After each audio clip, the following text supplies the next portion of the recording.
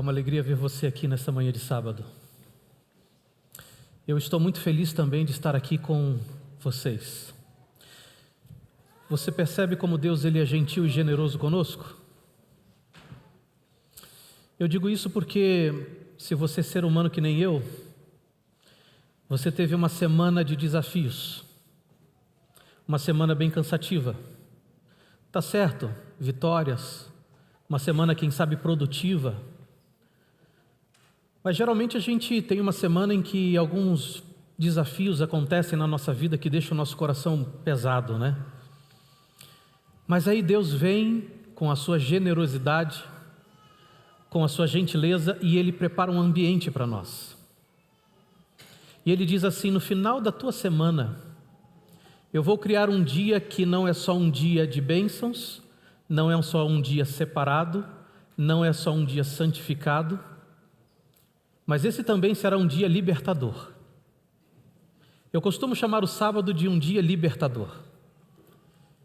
Eu procuro pensar em Deus libertando a gente das coisas que passaram, e eu costumo dizer que Deus quer libertar das preocupações que ainda nem aconteceram. E quando Ele traz a gente para cá, é porque Ele já fez todos os arranjos possíveis para que você esteja em um bom ambiente. E quando eu chego nesses bons ambientes de louvor e adoração, nas comunidades que geralmente eu falo, eu peço a Deus um milagre. E qual é o milagre que eu peço a Deus? Senhor, me dê uma amnésia celestial por enquanto, para que eu me esqueça possivelmente das coisas que me deixaram desconfortáveis durante essa semana, e para que eu realmente me esqueça das preocupações que virão. E que nesse momento, nesse ambiente que você proporcionou, arranjou todos os detalhes, que eu realmente consiga ficar concentrado naquilo que importa. E eu imagino que você talvez deva ter entrado com o coração pesado, como eu entrei com o coração pesado aqui. Essa semana para mim foi uma semana meio atípica. Eu e alguns colegas pastores, nós perdemos um amigo. Nós perdemos um amigo para o ápice do sofrimento humano, que é a morte. E essa semana eu vim levando a semana pesado. Cheguei aqui pesado e eu disse: Senhor, por favor, que o meu espírito e o meu coração fique leve. E aí você entra, é bem recepcionado, você começa a cantar louvores, daqui a pouco você vai abrir a palavra de Deus, e o espírito vai ficando leve, e o coração vai ficando leve. Eu espero que, como o meu coração ficou leve, o seu coração também fique leve nessa manhã. Eu quero ver alguém que tenha o coração que ficou mais leve enquanto cantou as músicas, enquanto foi recepcionado. Amém. Umas 10 pessoas levantaram a mão. Tá bom demais para começar. Deus seja louvado. Deixe que o Senhor Deus torne o seu coração leve nessa manhã. Deixe que Ele te liberte. Sabe, a nossa adoração, ela precisa ser uma adoração livre, né? É importante isso. Portanto, vai uma dica se você aceitar. Não fique muito concentrado no material humano. Você foi recepcionado, viu as pessoas fazendo louvor, um possível orador. Não fique concentrado no material humano. Concentre-se na obra por completo. Ore, fique em oração. Eu estou em oração por vocês desde o dia que eu fui convidado para estar aqui com vocês, para que aqueles que estivessem aqui dentro pudessem realmente ser impressionados pelo Espírito Santo de Deus, por sua palavra, e daqui nós saiamos totalmente satisfeitos. Mas ore por mim também, te peço isso. Enquanto a gente é usado, a gente procura se colocar nas mãos do Senhor, para que a gente tenha momentos de experiências incríveis com Cristo Jesus, tá bom? Vamos quebrar um pouquinho o gelo? Eu, como estou pela primeira vez conhecendo esta casa, esta comunidade, eu quero apresentar para vocês a minha família.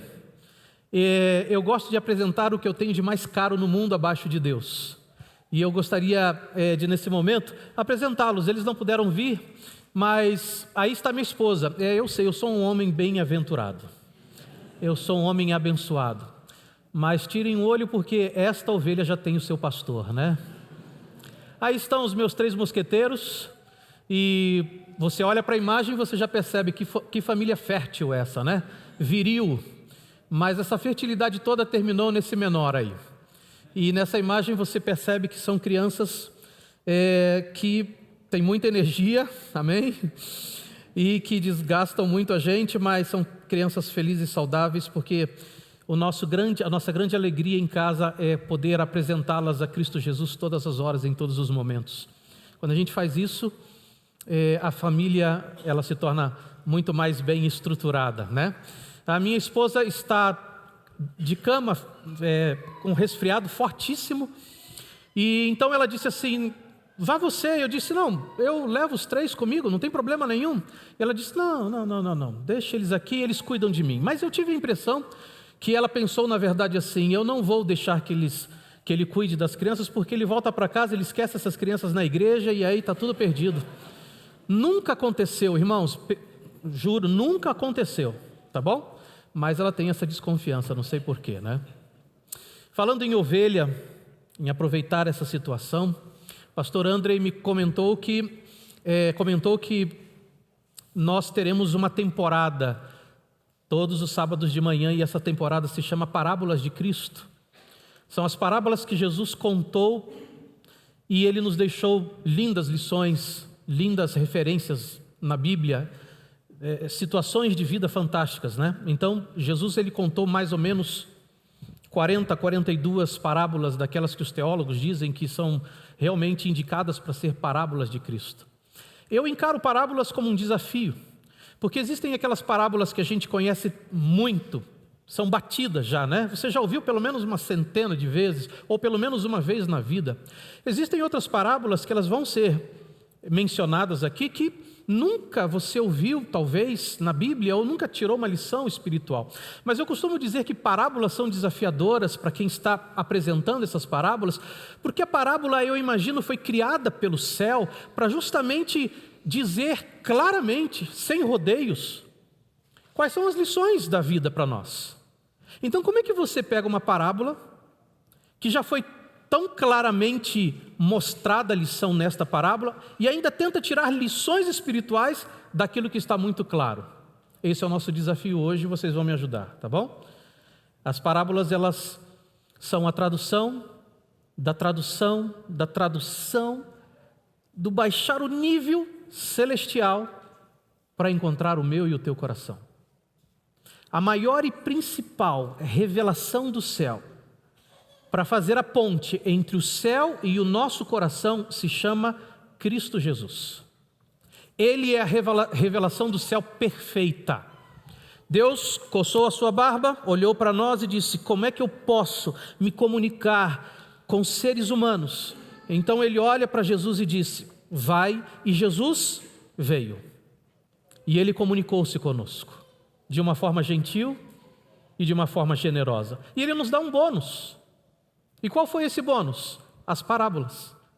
Porque além de ele exemplificar, ele traz essa tradução toda para que eu e você tenhamos a chance de entender a vontade de Deus para a nossa vida. Então, se você trouxe a sua Bíblia, nós vamos usá-la agora nesse momento, no Evangelho de Lucas, capítulo 15. E ali nós encontramos algumas parábolas.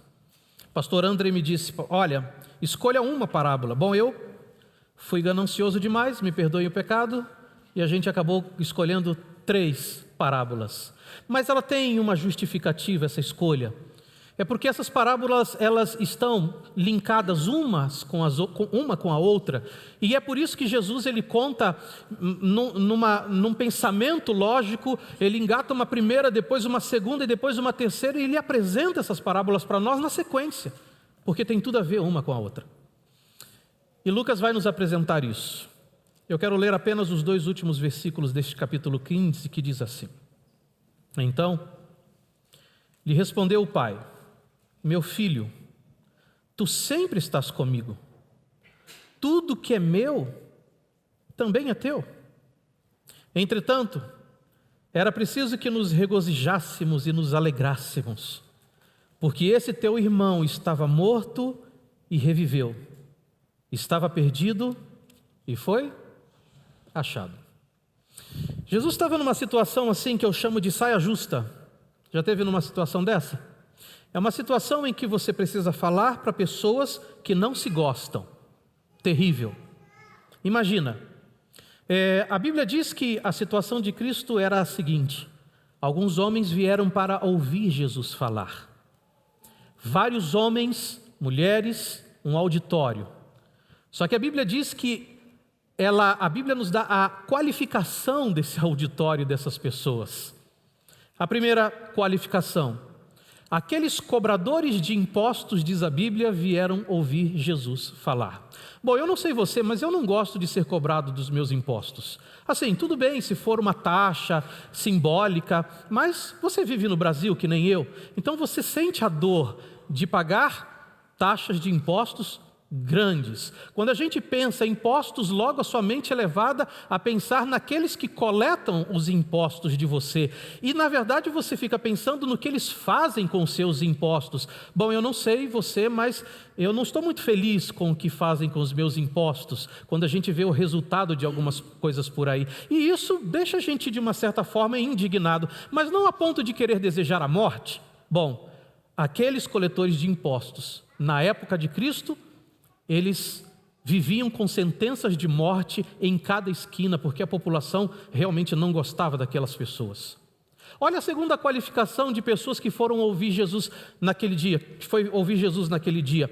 A Bíblia nos diz que pessoas de má índole foram aquelas que foram ouvir Jesus naquele dia. Imagina, eu não gosto nem de pensar na má índole dessas pessoas, não consigo nem perfilar o perfil delas. Mas ali elas estavam. De repente chega também um grupo que a Bíblia diz de escribas e também os fariseus. Vamos contextualizar para a nossa época? É mais ou menos como se torcidas organizadas fossem ouvir Jesus. Lá vem os corintianos, e os corintianos chegam. Lá vem os palmeirenses. E eu estou há 2 meses morando em São Paulo e já ouvi dizer que, não sei porquê, mas corintianos e palmeirenses parece que não têm uma amizade tão boa, não são tão amistosos uns com os outros. Lá vem os são paulinos, lá vem os santistas, e eles se encontram. No meio está Cristo. Sabe o que a Bíblia diz que Jesus resolveu fazer? Ele vai comer com eles. Quer resolver os teus problemas? Encha a boca do povo, que o povo não tem o que falar e não tem brigas. Mas Jesus estava ali para compartilhar ensinamentos. Ele começa a contar as parábolas, uma parábola atrás da outra, para mostrar para todos os grupos que todos os grupos são bem-vindos na presença de Cristo. Não importa de onde você veio, não importa a vestimenta que você tem, não importa se o seu corpo é todo colorido ou limpo, não importa os teus pensamentos, o que importa para Cristo é que você dê um mínimo de atenção para que Ele realmente te faça se sentir bem, resolva os teus problemas. Sabe aquele coração pesado que a gente começou? Que Ele alivie o nosso coração. Esse é o objetivo de Deus. Muitas vezes a impressão que dá que nós complicamos demais a nossa vida. Sabe, nós somos peritos em complicar tudo. Se estamos solteiros e casamos, complicamos. Se estamos casados há algum tempo, complicamos. Educação de filhos, complicamos. Complicamos no nosso trabalho. E complicamos com o relacionamento com o nosso Deus. E a Bíblia mostra que Deus quer descomplicar tudo isso e fazer com que o reino seja apresentado de uma forma tão simples e tão simples que a gente fique até espantado. Por isso Ele conta parábolas. E por isso Ele traz a parábola da ovelha perdida. Ele traz a parábola da dracma ou moeda perdida. E Ele traz a parábola do filho perdido. Sim, porque ele só se torna pródigo porque ele está perdido. Jesus, ele conta essas parábolas e eu fico pensando assim, por que é que Cristo, ele ilustra um ensinamento de vida, mas ele ilustra considerando a possibilidade ou assemelhando ovelhas com seres humanos? Você já parou para pensar nisso alguma vez? Por que é que Jesus ele se autonomeia pastor e nos considera ovelhas do seu rebanho? Aí eu fui estudar um pouco sobre ovelhas, ovinos, caprinos, e eu descobri algumas semelhanças que as ovelhas nos ensinam, e que algumas semelhanças que possivelmente você e eu, a gente acaba olhando e percebendo, está aí, eu acho que eu tenho alguma semelhança com algumas ovelhas. Por exemplo, ovelhas, elas não têm senso de direção. Sabe como é? Se você fala esquerda, ela vai para a direita. Ela se perde facilmente. Ela precisa ter um senso de orientação. O GPS diz para a ovelha, a 50 metros, vire à direita. E a ovelha não só passa do ponto que ela deveria dobrar à direita, como ela vira à esquerda. As ovelhas se perdem facilmente. Eu cheguei há 2 meses aqui em São Paulo, e eu e a minha esposa estávamos naquele frenesi de conseguir um lar para morar, né? E me disseram para nós, vai para bairro tal, vai para bairro aqui, vai acolá, vem para cá. Nesse dia que nós saímos para procurar um lar, o meu carro, a placa do carro estava no rodízio. E nós estávamos sem condução. Então um amigo meu, que é inclusive irmão do pastor Andrei aqui, da Nova Semente, o pastor Anselmo disse para mim assim, pega o meu carro, vai com o meu carro, eu te empresto. Claro, por que não? Saímos na nossa aventura e na nossa caçada por um lar. E aquilo é desgastante, você sabe como é. Olha um lugar aqui, olha outro ali, deu o horário do almoço, 12:30, 1h, nós já estávamos urrando de fome. Então a gente resolveu entrar num desses mega shopping centers que existem aqui em São Paulo, e a gente entrou num estacionamento, mega estacionamento também. Desacostumados, desprevenidos, mal avisados, a gente simplesmente saiu do carro e foi num frenesi atrás de um restaurante. E a gente não se tocou de gravar o local onde o carro estava estacionado.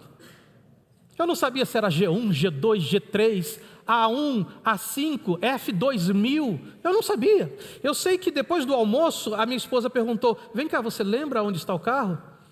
E a pavorosa começou. E a gente saiu no estacionamento, lugar inóspito, cruel, para ovelhas mal direcionadas. Você olha para a esquerda, você vê um mar de coisas, direita, e você não sabe nem o andar que você está. De repente veio o funcionário da moto, e alívio, achando que os nossos problemas haviam terminado. A pergunta dele foi simples, eu resolvo o seu problema muito simples. Apenas me diga a placa do seu carro. Eu olhei para ele, olhei para minha esposa e disse, você tem um plano B? Porque o carro não é meu. Mas me diga a marca, o modelo, a cor, desesperado. O carro foi achado e a amizade continua com o pastor Anselmo, porque eu pude devolver o carro para ele, mas ovelhas é bicho sem direção. Sabe uma outra característica de ovelha? Ovelha gosta de comer. Alguma semelhança? Ovelha gosta muito de comer. Ovelha olha para o pasto verdejante e quando ela vê a possibilidade de não ter ninguém ao seu lado e matar a sua ansiedade, ela simplesmente baixa o focinho e vai. Sabe, existem capins que são próprios para ovelhas, tal de BRS Temasse, tem outro capim chamado vaqueiro, e se você não entender nada do que eu falar, pelo menos de capim você vai conhecer hoje ao voltar para casa, mas existem esses capins selecionados e elas amam comer. Diz que o crente não tem vício nenhum, né? Mas por outro lado, come bastante. Ovelhas são assim. Quer ver outra característica da ovelha? Ovelhas não gostam de praticar esporte. Ah, tá bom, eu confesso. Mais alguém? Vocês vão me deixar sozinhos nessa daí? Ovelha não gosta de bicicleta ergométrica. Que isso? Ovelha não gosta de esteira. Ovelha não gosta de ficar levantando peso.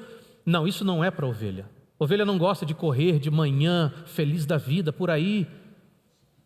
Essas são as características da ovelha.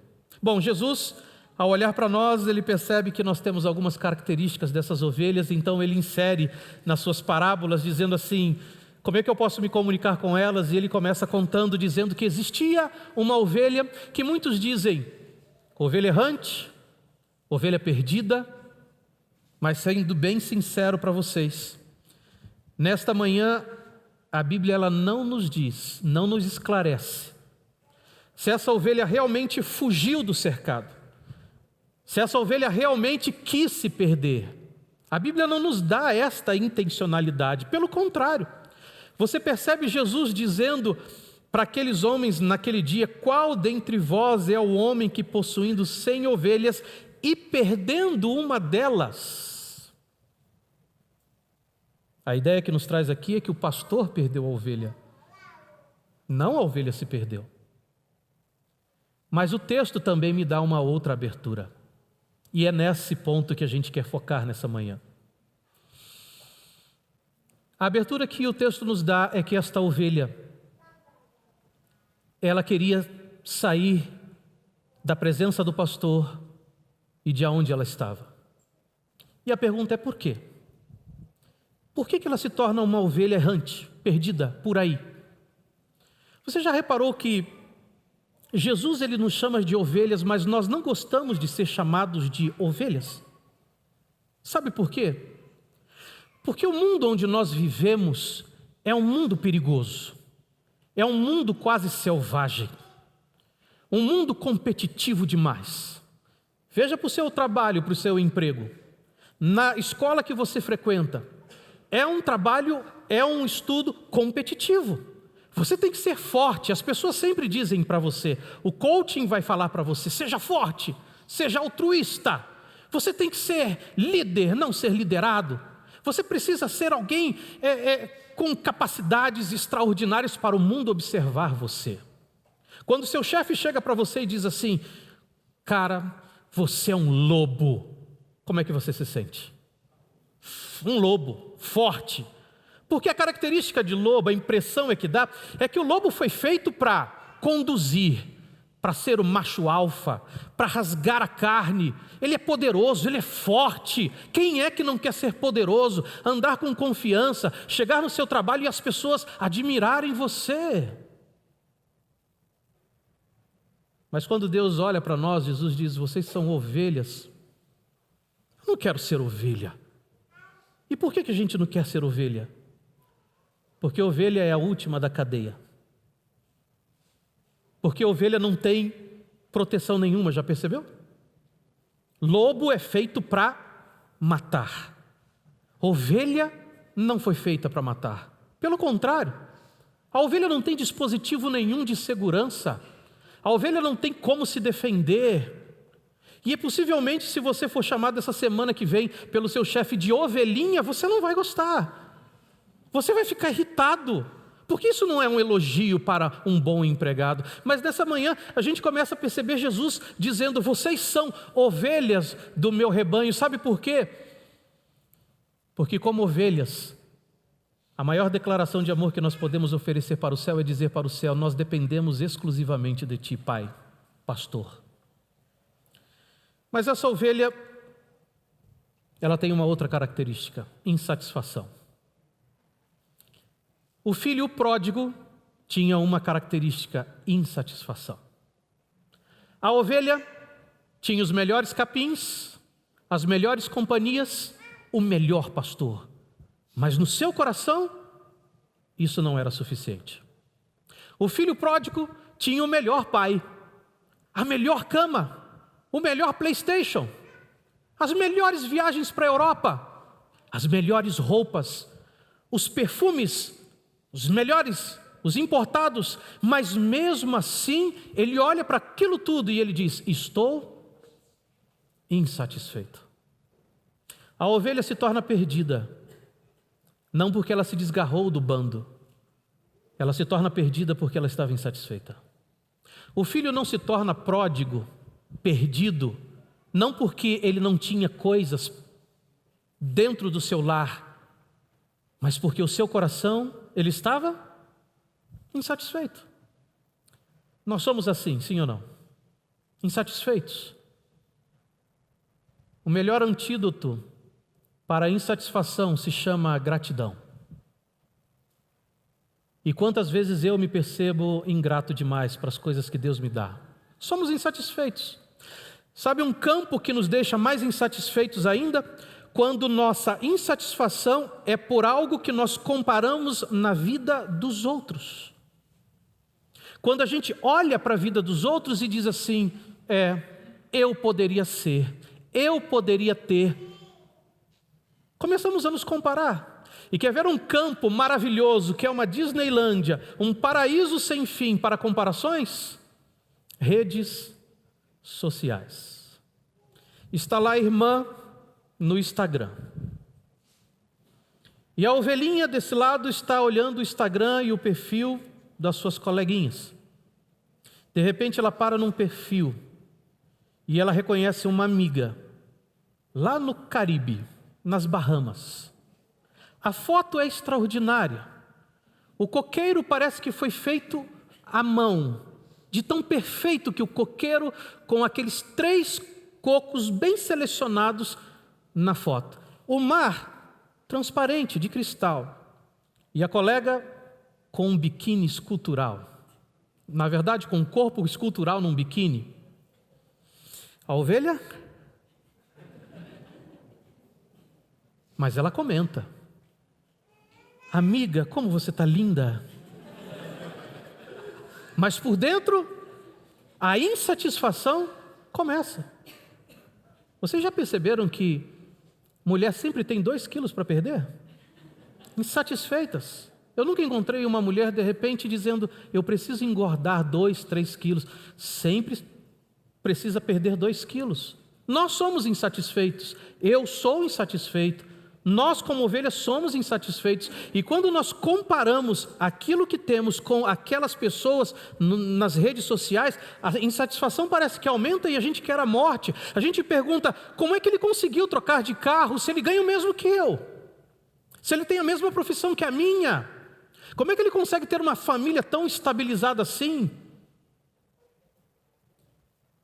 Deus provoca, nesta parábola, que nós busquemos a satisfação, porque a satisfação não está lá fora. A satisfação precisa brotar dentro. E o único que consegue nos dar uma satisfação plena é o Pai, é o pastor, é o aprisco, é estar dentro de casa. Aonde a ovelha perdida estava perdida? A Bíblia diz, fora do aprisco. Aonde o filho pródigo estava perdido? A Bíblia diz, fora de casa. Jesus Cristo, ele traz uma outra parábola da dracma perdida e da moeda perdida, e inclusive ele acrescenta dizendo que nós muitas vezes nos concentramos apenas no filho pródigo, nas coisas que ele fez lá fora, nas orgias que ele participou, e qual foi o final dele? Que ele, sendo criado como ovelha, acabou quase que a vida no meio de porcos, humilhado, mas ele tem a consciência de que ele tem um lar, que ele tem um pai, e essa consciência ele faz voltar para esse lar, para essa casa e para esse pai. A ovelha é a mesma coisa, ela tem a consciência de que ela está perdida, então ela berra por seu pastor. Se ela caiu no desfiladeiro, se os espinhos arranharam, ela está ali desiludida, ela berra pelo pastor e ela tem a consciência de que está perdida, que ela é presa fácil e o pastor vai atrás. Agora, por que Jesus conta sobre uma moeda perdida? Porque objetos não têm consciência. A moeda não sabe que está perdida. A mulher varre a casa, a mulher levanta o tapete, desesperada porque perdeu uma moeda, e ela encontra essa moeda. Mas quem fica feliz por ser encontrada, a mulher ou a moeda? A mulher, diz a Bíblia, Jesus falando na parábola, que ela convida as outras amigas para festejar aquilo que ela havia perdido. Percebam, não é a moeda que está feliz, porque ela não tem consciência que estava perdida. E Jesus, ele linka esta parábola com o filho mais velho deste pai da parábola. Este pai tem 2 filhos, ele não tem apenas o filho pródigo, esse pai também tem o filho mais velho. E se você hoje me perguntasse qual é o exemplo de um bom cristão, alguém assim que você pode olhar e dizer, caramba, esse é o top, esse é top mesmo, é um cristão exemplar, eu diria, o filho mais velho.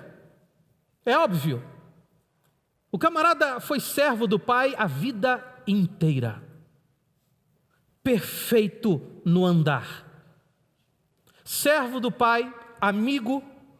É aquele que você poderia colocar todos os compromissos da fazenda, os compromissos do orçamento, os compromissos dos deveres da casa, e ele faria perfeitamente. Um bom administrador, alguém inteligentíssimo, alguém que devotou toda a sua vida para poder agradar o Pai. Mas de repente Jesus conta que o coração dele não está ligado ao coração do Pai. O coração dele está nos seus deveres, mas não está ligado ao reino. E para Deus não importa se você está ligado e perfeito nos deveres que Deus lhe pede, se o seu coração está longe do coração do Pai. É por isso que muitas vezes a gente percebe um filho mais velho com a mesma síndrome da ovelha e do filho mais novo. Ele também está insatisfeito. Ele está insatisfeito pela vida que ele leva, mas ele não tem coragem de sair do meio de dentro da casa do pai ou de dentro do aprisco. Ele está desconfortável com a vida que ele leva, com as escolhas que ele tem, com o trabalho que ele possui, mas ele não tem coragem de ser sincero para com o pai.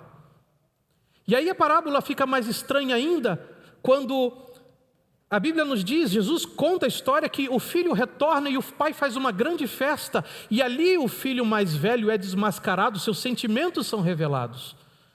Ele realmente não ama o pai, não confia no pai e não é chegado ao pai. Ele chega do seu serviço costumeiro, ele foi à igreja, ele devolveu o seu dízimo, ele doou comidas aos pobres. Sabe, ele fez o serviço direitinho como o pai havia mandado ele fazer. Ele cantou bem na igreja, ele pregou bem, ele recepcionou bem, ele frequenta todos os cultos da comunidade. Sabe, ele é um bom exemplo. Mas quando ele chega do trabalho e ele percebe que dentro do lar há festa, ele pergunta, para quem é essa festa? E o servo outro responde, é para o seu irmão que estava perdido e foi achado. O filho exemplar, ele perde as estribeiras. O filho mais novo, ele não quer saber de graça. O filho mais novo, ele só se concentra na justiça própria. Jesus fala que o pai sai da festa para ter um encontro com esse filho mais velho. E ele diz para o filho mais velho, por que você não se alegra com a gente? Por que você não entra na festa? Por que você não aproveita a graça do Pai? Por que você não dá uma chance para o seu irmão mais novo? E ele então, como despejando a sua alma e todo o seu ódio, toda a sua justiça, ele olha para o pai e diz, porque eu não confio nas tuas decisões. Se fosse no meu caso, esse rapaz jamais voltaria à herança do pai. Se fosse eu para escolher, nada disso estaria acontecendo. Ele está insatisfeito com o pai, ele está insatisfeito com as decisões de Cristo. Ele quer ser o juiz do seu irmão, não deixar que o pai seja o juiz. Ele quer julgar, ele quer limitar as regras, ele quer dizer como deve ser. Sabe, se você está buscando uma vida religiosa onde você diz o que deve fazer, como deve fazer e do jeito que deve ser, o seu coração não está ligado ao coração do Pai. Porque até nisso, nós precisamos estar totalmente satisfeitos no pastor, totalmente satisfeitos com o Pai. Porque é o Pai quem decide, é o Pai quem nos orienta, é o Pai que perdoa, é o Pai que aceita, é o Pai quem diz sim ou não. Mas muitas vezes na nossa experiência religiosa, nós estamos parecendo aqueles meninos, talvez mimados, que quando a mãe diz não, eles viram meninos ventiladores chorando. Já viu? Aquele menino que chora rodopiando assim no chão e rodopia, para dizer para a mãe ou para o pai da sua insatisfação de ter recebido um não.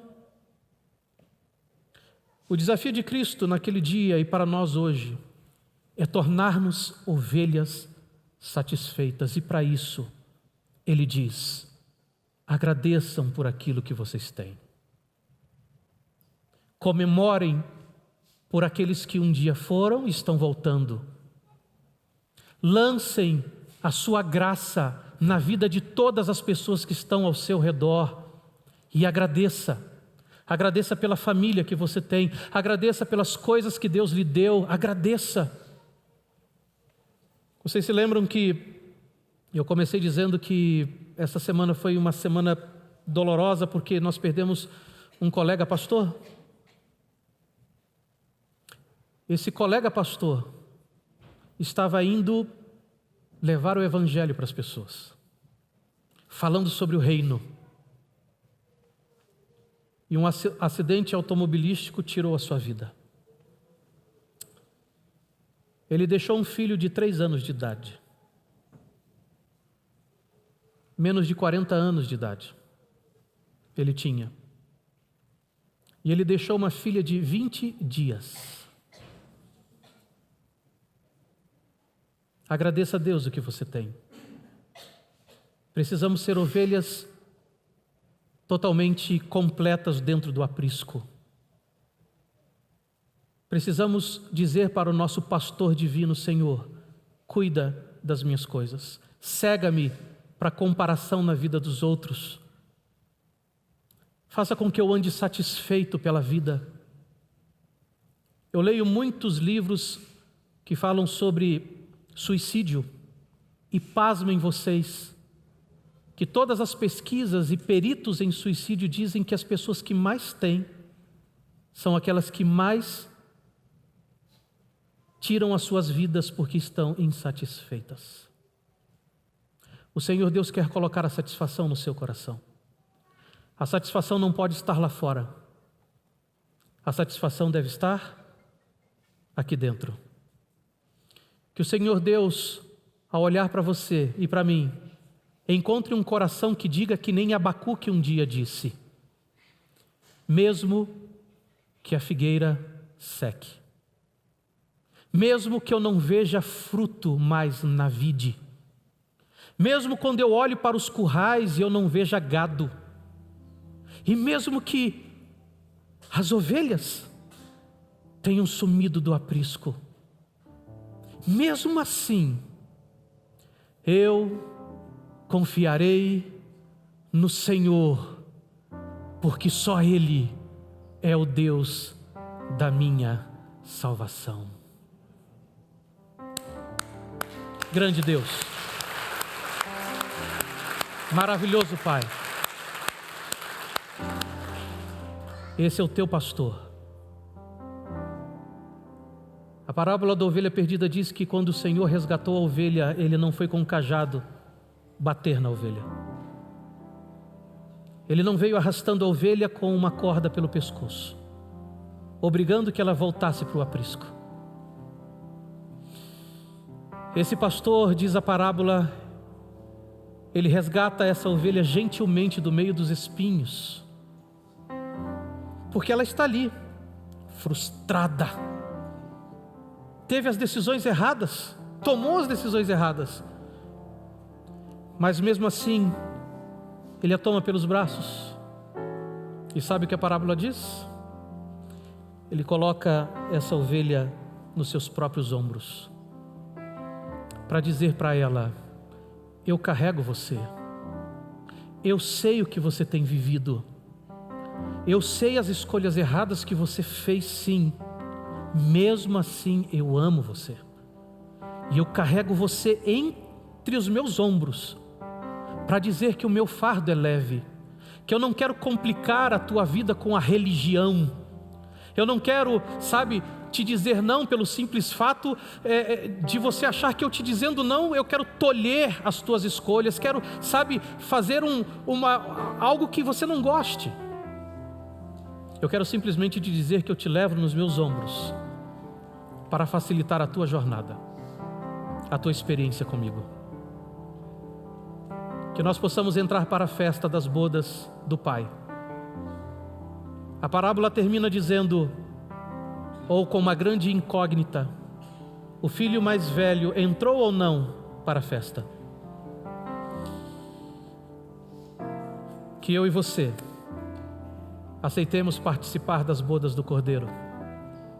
Que eu e você saiamos daqui regozijantes em Cristo Jesus, felizes, porque o pastor nos encontrou para a grande festa.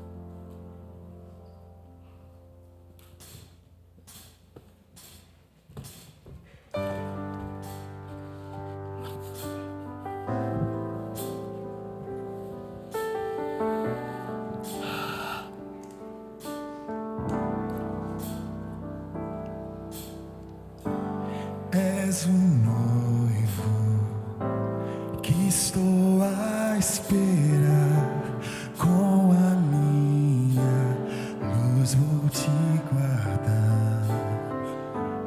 És semeador que está a semear,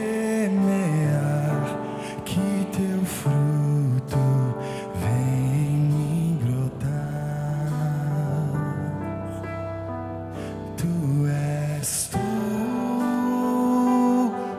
para mim, tu és tudo para mim, tu és tudo para mim, tu és tudo para mim. Jesus Cristo, tu és noivo, semeador, o meu Pai e meu pastor, pérola de grande preço, de grande valor. Cristo, tu és tudo.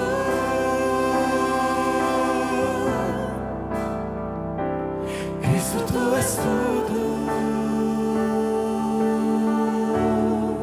És o Pai. És o Pai que vem me abraçar quando volto para o meu lar. És um bom pastor que vai me encontrar se o caminho não sei mais achar. Tu és tudo para mim, tu és tudo para mim, tu és tudo para mim, tu és tudo para mim. Jesus Cristo, tu és noivo, semeador, o meu Pai e meu pastor, pérola de grande preço, de grande valor. Cristo, tu és tudo.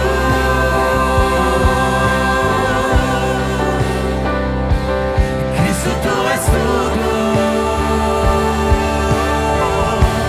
Jesus Cristo, tu és noivo, semeador,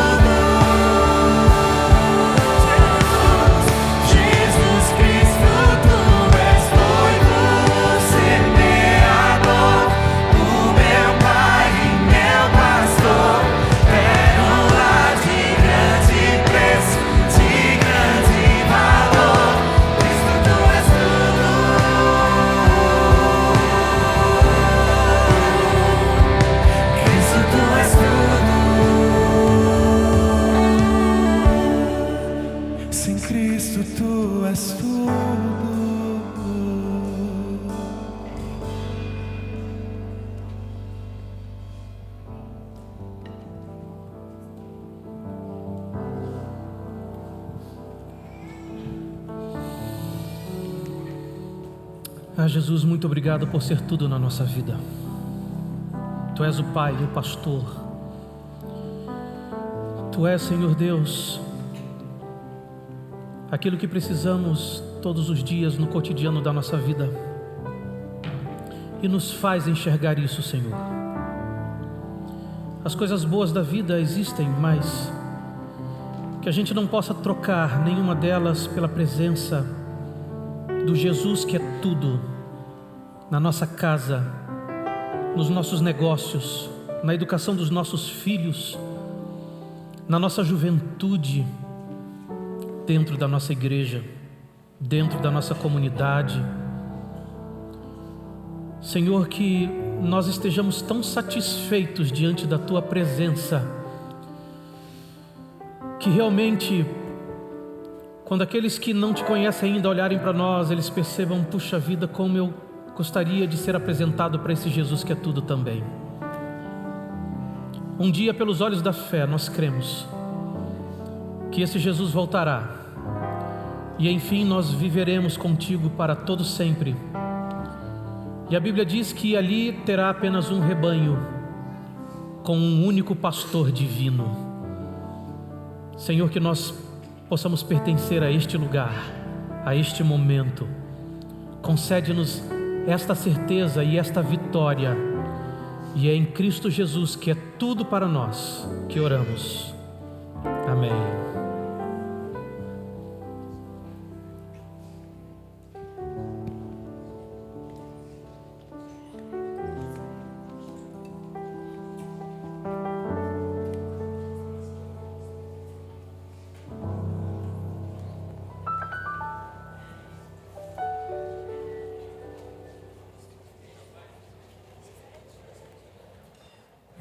Tenham todos um bom restante de sábado. Bom